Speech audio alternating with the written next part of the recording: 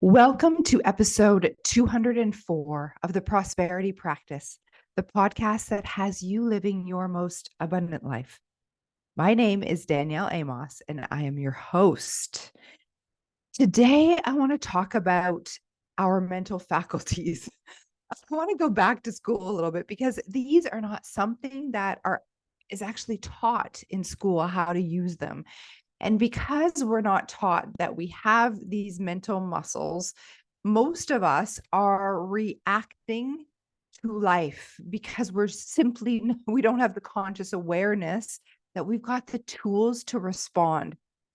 So let's think about this, because conscious awareness, like, look at it like levels of consciousness. Now, it's not really, and yet it's effective, or it helps us to think in terms of levels. And if you think of, animals have a lower level of consciousness, meaning that they are aware of their surroundings and they are simply reacting to their surroundings. They're not necessarily like aware of self. But we have a higher level of consciousness because we are aware of self and we are aware of our surroundings. Does that make sense? And then even higher than that would be, consciousness that is like source consciousness, cosmic consciousness, or Christ consciousness, referred to, or Krishna consciousness. And that's divine consciousness, isn't it? So, and those that have that, we have examples of people that have been living, humans with that consciousness in the past, on here on Earth. And then we've got sort of everything in between. When we think about our mental muscles and consciousness now, so when a person raises their consciousness, it's expressed through their behavior, and therefore in the results they're getting in their life. Does that make sense? So if we look at now income or revenue, a person who is earning $50,000 a year isn't earning $50,000 a year because that's what they want. They're earning $50,000 a year because that's what they're aware of how to earn, because they're simply not aware of how to earn $100,000 a year.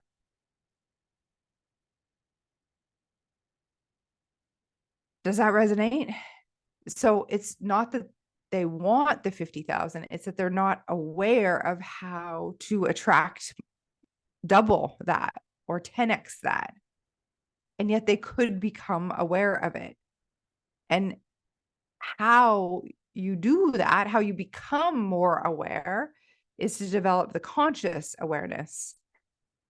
And that happens through study, through not only knowledge of this material, it's the application of the knowledge that you can actually become aware through life experience.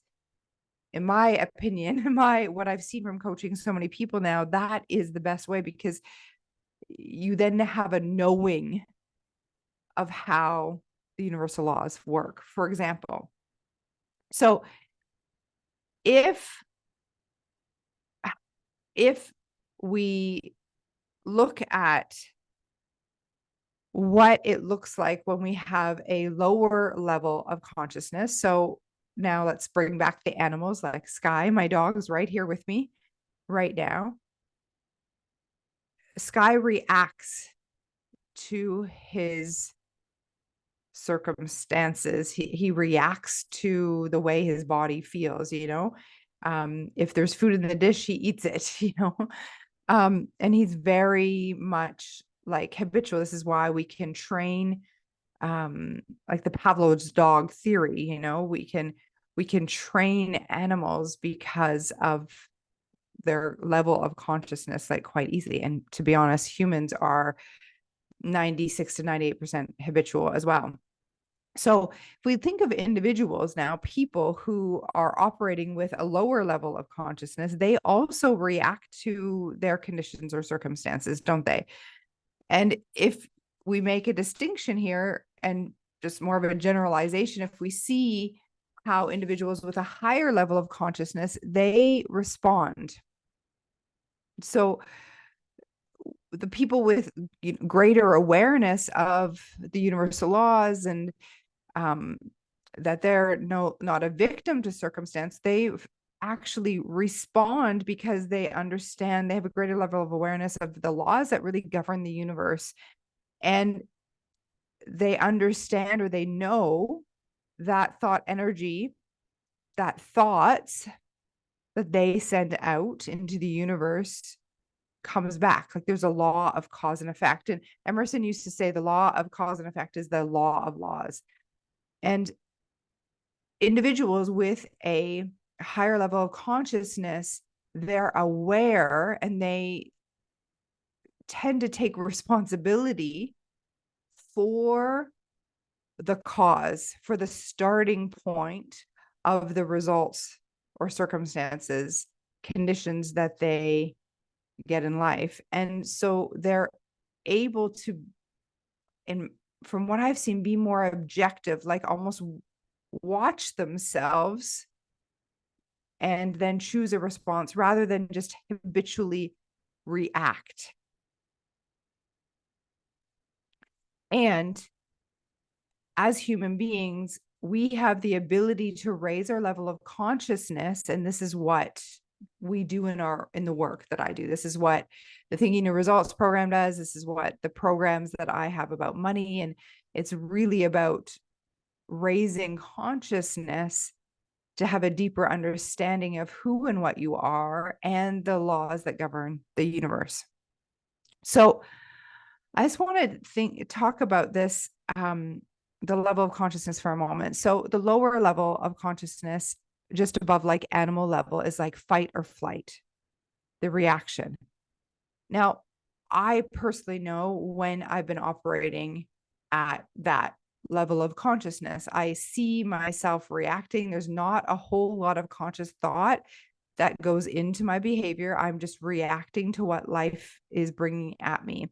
And that reaction gets me a specific result that I'm, to be quite honest, not that happy with. I get more of the same than what I've been experiencing. And sometimes my reaction is like very, very, very negative, and it spirals into a very negative experience. Abraham Hicks talks about 17 seconds. So 17 seconds of holding a negative thought, only 17 seconds. So count that, like 1 Mississippi, 2, 3, 4, 17 seconds. So think of someone pulling out in front of you in a car, and you're driving and someone like pulls out and cuts you off. And what's the first reaction for most of the population is like, what the F? And if you ruminate about that for only 17 seconds, whether you speak it out loud or you think it in your mind, like, what is that person thinking? And 17 seconds leads to another 17 seconds of a very similar vibration or thought energy, because like attracts like. So you're holding this negative thought for 17 seconds, and that attracts 17 more seconds of a very similar thought. And add that up, and that's going to attract 17 more seconds, and 52 seconds approximately of the same vibration actually has been shown to attract a circumstance or an event. So this is the point where we actually perceive something in our physical world showing up as a result of holding that vibration in our body. And that's what thoughts do. Your thoughts that you get emotionally involved with, they enter your subconscious mind through that emotional involvement. That changes the vibration of your body. So you become emotionally involved with this negative thought. You feel negative. 17 seconds, feel negative. It produces another thought, attracts another thought. You feel negative, continue. You're in a negative vibration now, because your vibration is just another fancy word, really, your frequency for the feelings you've been having. Okay. And so when we feel bad, it's just us saying, like, you're recognizing the vibration, that the frequency that your body's been in. And so holding that for 17 seconds, plus 17 seconds, plus 17 seconds, around 52 seconds, you attract a negative event that correlates, that's in harmony with the thoughts that you've been thinking. And so then that circumstance, you might be like, what? Like you had someone cut you off and then you're hitting every red light, you hit a traffic jam or you get a speeding ticket. Something that will, if you continue to react to circumstances, will have you continue in the same reaction, down the same negative thought train. Now, when we say that your present results or your present circumstances or your present condition is actually old news, that's what we're talking about. Your present results in any area of your life, you're like, whether it's you just hit a red light or a traffic jam, that's a result of your past thinking, feeling, and actions. It's old news. So if you want to change what comes next, if you are ready to draw a line in the sand and rise, if you've had enough of attracting these negative things, and I'm using negative, black or white, positive, negative, but if you've had enough, then it's time to take your power back and go to the root cause of your results and change the way that you're thinking. That is, stop reacting, which is a low level of awareness, right? And it's not judgment. Like, I'm not saying low level of awareness people are worse than people with higher level of consciousness. No, it's not better. It just is. Okay. It's available to us to grow in this way. So the first step would be to change the thoughts in the now, because that's where your power lies, in this right now moment.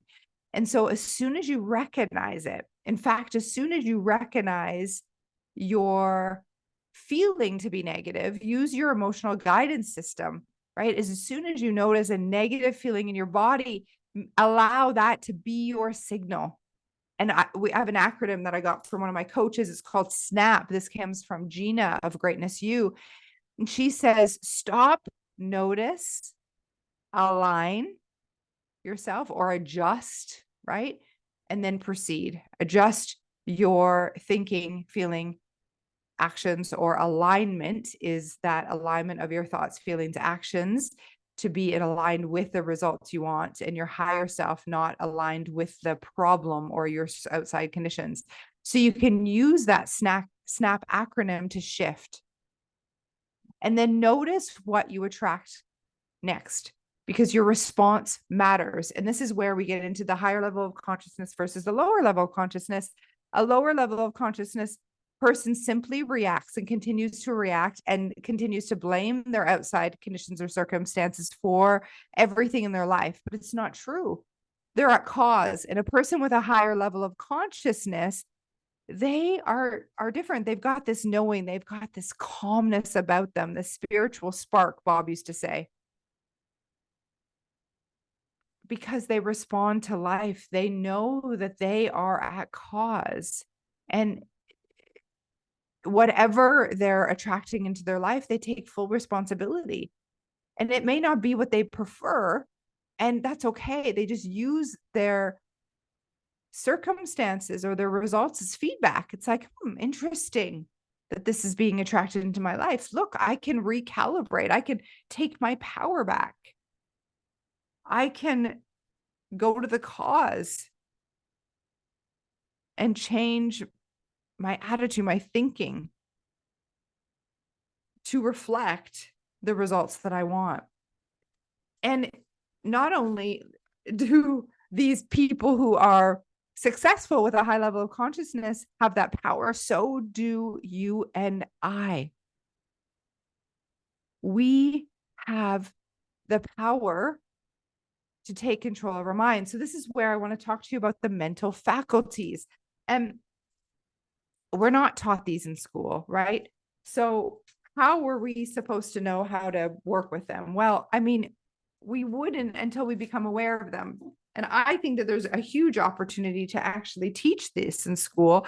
So for those teachers listening, or perhaps those of you with kids, let's teach this to our kids. So we've got 6 mental faculties. We've got our memory, we've got our intuition, we have our perception, we have our will, we have our reason, and we have our, what did I miss? I was just writing about them this morning in my daily studies. Let's just see.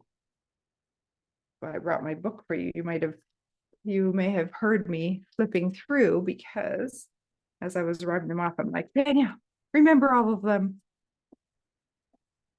Yeah. Reason, memory, intuition, will, perception. I'm still missing. And that's okay. I'm going to just talk through them right now. And then imagination. Oh, probably the most important. Imagination. Okay. So it's our imagination that we actually use, this mental faculty that has become weak in a lot of people, most likely. And it's with our imagination that we actually create new pictures of the results that we want. And it's with that faculty that we do that with. So imagination is key. And so we want to train ourselves to use our imagination, not to become a plaything for the universe and just see the results that we're getting in our lives right now and continue to build that picture. No, build a picture of what you want in your life. And you do that using your imagination. The next is your will. Your will is your ability to focus on one thing. So when you build the picture of what you want, you've got to use your will muscle to continue to focus on that and almost ignore your present results, ignore what your senses tell you. And there's more. I teach this all the time to our clients. It's not the easiest thing to do. In fact, science shows it's one of the most difficult things to do, because we are programmed as human beings to live according to our senses. Here's the thing: we've been living incorrectly. Yes, we're in this physical world and we get to enjoy all the things that are physical, amazing food, sex, touch, hot, cold, all these things. Absolutely. Money, all of that is physical 3D world stuff. And that's what we came here to experience. However, it's not the cause. We've got to remember that we've got an imagination. We can build a picture of what we want in the 5D world and bring it into fruition through manifestation. We've got perception. This is our mental muscle where we can actually perceive the world and create a story that actually serves us instead of perceiving the world based on our results. So perception is a really important mental muscle, and you can change your point of view simply by exercising that muscle. And you can reframe your situations. It's a very important muscle. Your reason muscle is faulty. Your reason muscle is your ability to think. But here's the thing: your paradigm or your mental programming has been in control of the way you think, your reasoning muscle. And so you want to actually take control of your reasoning muscle and think outside of the box. So again, this is a very important muscle. Most people are limited using their reason muscle because if they can't see how, they don't believe it's possible. Intuition is seen as a sixth sense. It's not a sixth sense. It's a mental faculty, and it's your ability to connect with source in the universe. And I often heard my mentor Bob Proctor say, when we pray, we talk to God. When we use our intuition or we engage with our intuition, it's God talking to us. Your memory muscle is your ability to remember and create memories, and not only about the past, but you can create memories of the future. And to engage this memory muscle means to also engage your imagination muscle to play scenes on the screen of your mind that perhaps haven't happened yet, that you would prefer to happen in the future as you reach the goal.